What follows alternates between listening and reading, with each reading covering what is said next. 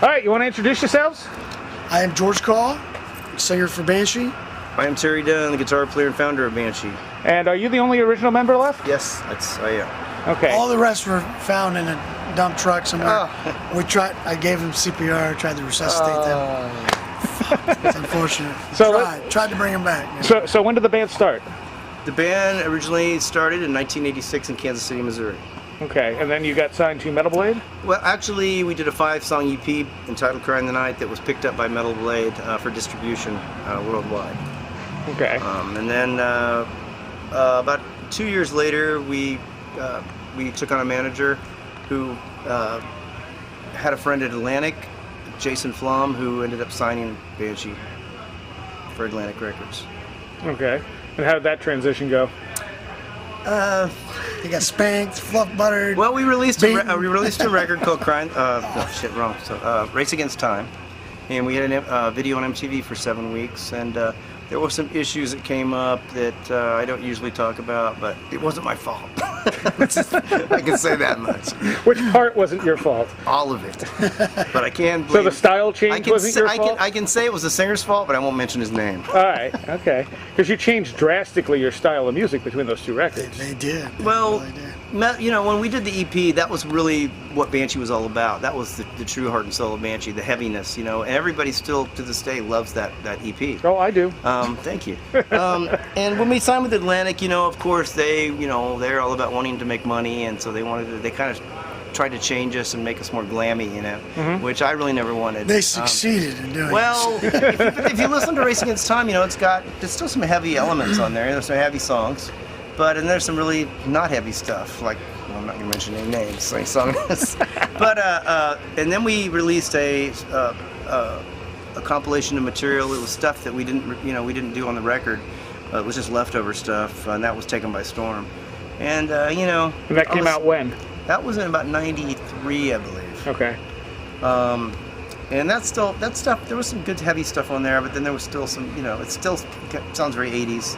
What was that on a label or? No, we released it on Snowblind, which is our current label now. Okay. You know, I think this record, the new record, Mindslave, is like the record we should have done after the EP, after Crying the Night. I can see it's that. It's much heavier. It's a little more progressive, and.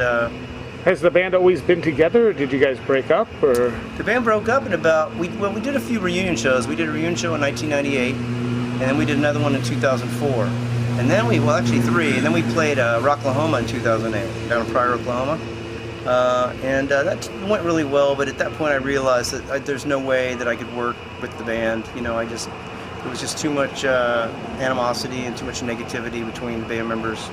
And so I just said, you know, since I founded the band and wrote the materials, I just figured, you know, who better to carry the torch for Banshee than me? So. And then you got this guy. This probably would not be happening without this guy, because this is probably one of the top 5 singers in my, you know. Oh, stop. And I'm serious. George is one of the best singers I've ever heard, and I feel very fortunate and very blessed to be working with him. You are also currently the singer for Azkath. Okay. And have been the singer for Azkath since its inception. Which is? Which was, I think, our first cassette, because it wasn't a CD yet. It was 91, 90, something like that. Yeah, 91. You know, and I remember, I think Gorgar was one of the winners on the call-in contest on, was it WSFW? Yeah. Yep. And I think that we gave away some cassettes of that, and he called in, and so we go a long way back. Say hi, Gorgar. Hi, Gorgar. 91. Now, was Appel still doing it then, or was Similo doing it? It was Steve. Okay. Yeah, it was. What was the name? Steve Similo. Similo. It was Similo. Yep. Absolutely. Now, I wasn't there. It was, you know, my other co-founding guitar player, Darren Knapp. And he's not in Azkath anymore? No, he's actually, he's cut his hair, moved to Costa Rica, and he now is the pastor at a good old Hallelujah church. Praise Jesus. Praise the Lord. Hail Satan. So did you replace him then? Yes, he was replaced with his guitar tech, Daryl Norton, who joined the band. He was in it for 10 years. Did the Absolute Power album with us, and the new one that is coming and will be out hopefully before the end of the year. So is it easy juggling 2 bands? It is difficult, but I wouldn't know because I don't juggle 2 bands. I'm currently juggling 3. 3? What's the third band? I'm in a band called Violent Storm with Mixer Vino. This is news to me. Oh, no, yeah. I'm kidding. No, Mixer Vino is, Breaking news. formerly of Yngwie Malmsteen. It's Yngwie's former brother-in-law. Maybe you've heard of him. He played with Richie Blackmore also in Blackmore's Night. And we have a band together. We've recorded some tracks. Haven't actually released anything but a single. And it's not as active as either Azkath or Banshee. Banshee's better than. So but it makes it makes it easier that Banshee, that Violent Storm is not as active as either of the other 2 bands. But Okay, and where are you based out of at this point? We recorded the record. Well, actually, we recorded the rhythm tracks of the record, the tracks in Omaha. So we rehearsed there. Some of the solos were recorded in Traverse City, Michigan. George recorded vocal tracks out in Dallas. Anywhere else? And 2 of the tracks were recorded at the Sound Farm in Iowa. That album was recorded all over the place. It was recorded in Dallas, Texas, and Keller, Texas. Oh, I forgot about that. It was recorded in What was that studio down in Dallas? Iowa. It was recorded in No, the studio. Omaha. The studios were Night Recording and Nomad, where King Diamond, Merciful Fate do all their albums. Nice. That's where I did the majority of my vocal tracks were done there, with Gary Long producing and engineering. So the album was basically recorded all over the states. The members live all over the states. I, reside, half the year in Dallas, the other half in Seattle. Terry resides in Michigan. The bass player is from Seattle. Our drummer's from Dallas. But we're based in Omaha. Though the band, I think, originally was founded in Kansas City, Missouri. Right. The reason for Omaha is Chuck Hopkins, the original bass player who played on the EP, Cry in the Who's Night. still very involved with Yeah, Banshee. he played bass on this new record, on Mindslave. But he chose not to tour because of his current job. He couldn't really. So he's more of a studio musician. Well, he wanted to be part. I wanted him to be part of this, and he wanted. He's managing the band as well, but he just couldn't go on the road with us. He wanted to very badly, but he couldn't. So that's kind of why we recorded up in Omaha and we rehearsed there because Chuck's there, and he produced the record as well. And I got to give a shout out to Jim Holman, who was very instrumental in the recording of this record. He was the engineer and Jim co-producer. Holman? Yeah. You know what I said? I think he said Holman. Jim Holman, I'm sorry. You gotta spell it right. No, hey, but the cool thing about having Chuck, is that the new Banshee album features one half of the original lineup that was on that Cry in the Night EP. I mean, that's who played all the bass on that record was Chuck Hopkins. Now, are you writing everything? I wrote all of the material for this record. George wrote most of the lyrics. I wrote a lot. I wrote lyrics for. Well, you helped on pretty much all of them. 2 or 3 of the songs he had lyrics, melodies. I wrote all lyrics and melodies aside from 2 or 3 songs. Right. And it's a collaboration. Right. I mean, certainly. Music. Effort. I had all the songs written and pretty much arranged, and then I came in with vocals and melodies, Right. and we put our 2 heads together and rocked it up and made it the kick-ass killer true metal record that it turned out to be, harking back to an earlier Banshee period rather than the drastic direction change that left a lot of people cold, frankly. How's the tour been going? Fun, good, interesting. How long has it been going on for? It's we've been 6 when show? we started. Well, yeah, this is like the 6th or so. started with Warriors of Metal in Ohio. Then we played with Warrant, Skid Row, Firehouse, and Michigan, Trickster in Buckley, Michigan, a festival. It was really cool. That seems like you'd be too heavy for that. We were. Well, I think they booked it, the Trust me. promoter and whatnot. They booked it based on shoot down the night.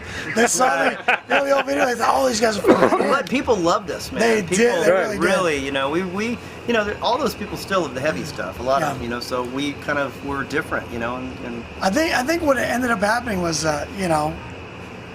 it's heavier. What we're doing is heavy, but it's not so heavy that it alienates that type of crowd. it's got elements of classic metal 80s, but it's more, a little bit more modern, and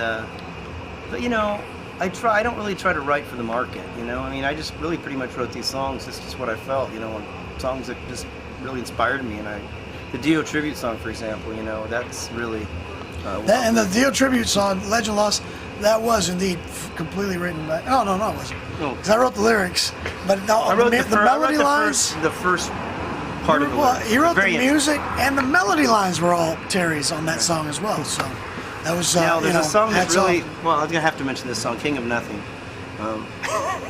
What about it? I'm not gonna go into detail, but that song has some pretty significant meaning to me, and I could just. Is that the one you wrote about Obama? No, not about Obama. Not about Obama. King of Nothing, was that? No. But anyway, anyone who really knows the history of the band can listen to that song, and you can have your own interpretation on it. And if you figure out who it's about, you get a gold star. No, I'm kidding. But no, it's not about him. I think it's kind of obvious who it's about, but you can. I'm not going to say any names. They're frenemies. They love each other. So what's the weirdest thing that's happened to you ever playing shows? Oh, As great. Banshee or other bands? Great. No, man, there's been such crazy things. What was there, a fight over there? The weirdest thing, I can tell you, some of the coolest things have been just, having guys like King Diamond out at the shows. Nice. He's out at Azkath show, King Diamond, sitting out there. Hanging out with members of Judas Priest, friends with Scott Travis. These are, bands I grew up with, and then just, being in the same car with the guys going to Wendy's and saying, I want to order one Frosty, my friend, doing that, with members of Judas Priest is like, it's surreal, to say the least, It's cool, Well, where can people get the CD at the moment? BansheeRocks.com. CD Baby, all the traditional outlets at the shows. You of can course. get downloads on what is it? iTunes. We have a Banshee on our Banshee store at BansheeRocks.com. You can buy the record at iTunes. We have Amazon.com. Amazon. All the traditional places, but if you're like me and you like that actual CD, you don't want just the ethereal download. Yeah. Go to BansheeRocks.com. Order. He's trying to get you. That way you can get the lyrics and find the true meaning to the songs. All the lyrics are in the book. There's a lot of meaning to the lyrics in these songs. With the, it's kind of 20 years of experience in my life, and they can be interpreted in a lot of different ways. But they're, they have very important meaning to me and George, who helped write the majority of them. So. Okay, and what about Azkath? Where can people find stuff on Azkath? AzkathBand.com. It's still the place. You can go to Facebook, CD Baby, iTunes, Amazon. All the usual places. And most of your fine independent metal retailers will carry this stuff. And if you get desperate, there's always eBay. There's always, those places. Of course, they're a little pricier on eBay and whatnot, but you can find the stuff out there, and always at shows as well. So. How do you guys feel about the whole MP3 revolution, if you might call it that? It's good and bad. It's a dual-edged sword, man. It's easy for people to burn your stuff, but then I guess it was also with cassettes. Right. Remember the cassette thing? Oh, piracy, it's killing music. So, I think that it's certainly it's made it extremely easy for people to, get music out to your buddies, your friends. You can rip a CD, you put it on your iPod, you burn your shit. It's like like the food today. You got your microwave, everything's fast, it's easy, it's quick, it's boom. But the downside is that in a way it's taken a lot of the traditional avenues, traditional sales and whatnot, and kind of dipped into that and made it a little more difficult to get paid that way. What do you think the future of the music scene is going to hold for us? Man, I hate to speculate, dude, but I think that it'll get more and more digital, and maybe they say that the hard disk, all that stuff will be gone. I don't know. Vinyl seems to be making a comeback. Right. So That's true. who's to say? The last two Azkath CDs were released on vinyl, and have done very well. And I never thought I missed the vinyl thing in my career. I never thought there'd be a vinyl record of Azkath ever.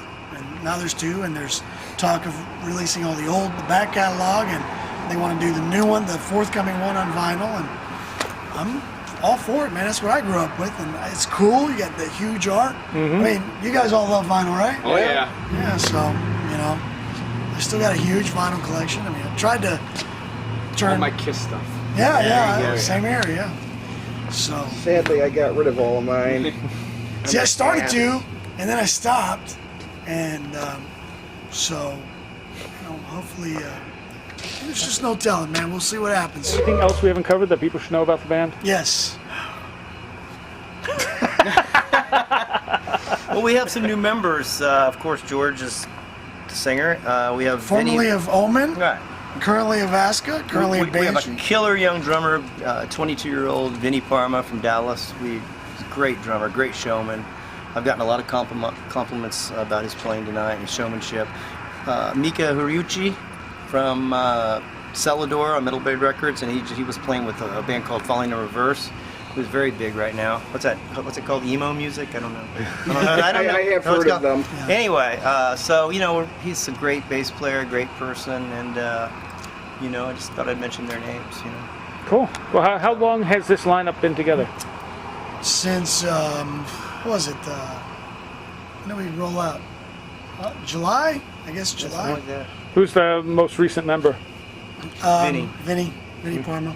Who, the drummer that played on the record, Marty Shireman. That's right. Let's not forget to mention. He couldn't, you know, he couldn't do the tour because of financial constraints. Great and drummer, great person. We love Yeah, him. awesome dude. Love him a lot. And he actually did do. I think he started the tour with us. We did Warriors of Metal and whatnot, and would have loved to, you know, where he could continue with the band. But you know, the guy, you know, he had, you know, like a lot of people, house payments, you know, car payments, Right. and a lot of things that prevent your average guy from just getting out on the road and just doing it balls to the wall. And so, unfortunately, man, we shouldn't get into all this personal bullshit. You gotta be insane though, like us, to be doing this. Yeah. You know, Did you say you were an Omen? I was an Omen for 3 years, When? actually. From, was it 07 to 2010? I Okay, think. so a newer incarnation of Omen. Yeah. I was actually on the Bloodsteel Vengeance release, which featured one song with me on it, and the rest were, you know, like a best of. But it had a demo of preview of the album we were gonna put out, and then, you know, we went our separate ways. But and you know, it was a great time. It was really cool, you know. All right. My run in Omen. Did you not? You didn't know about that? Had no idea. Yeah. Go to YouTube and punch in Omen George Okay, Cole. anyway, no. I'm kidding. No, I'm kidding. This is Banshee Hour, man. We're talking about That's Banshee tonight. And you know what? Truly, this album, Mindslave, it's one of the best things I've ever been involved with musically. It's been, you know, truly, I wasn't just talking shit on stages. It's a pleasure and an honor to play alongside Terry Dunn, the guy. Likewise. He is a phenomenal musician, a great songwriter, a good guitar player. And these songs, the sound that we got, the production value, when you guys take this thing home and listen to it, you're going to be like, wow. Hey, you left out a good person. Who's that? No, he's like, who? You're talking about me, man. Oh, yeah, Terry Dunn. All around nice guy, man. Well, that's Except when I'm throwing shoes at George. How often do you throw shoes at George? Oh, not very often. Now and again, yeah. Only when I've been up 24 hours. Is it particularly fun to throw shoes at him rather than other people? No, I wasn't really throwing a shoe at him. I was just, you know, I know that's gonna end up on a T-shirt or something. I guarantee you, man. It's gonna be a poster, a picture of me with a shoe in my hand. It's actually the only part of the interview we're going to put up online. The shoe throwing. No. Should I start the camera now? Well, my battery's Good. about dead, so I'm going to stop the All camera. now. right. Hey, rock on, people. Thank you so much for the interview. Appreciate it. Go to the websites, get the new album. Take care. Mindslave. Mindslave. BansheeRocks.com.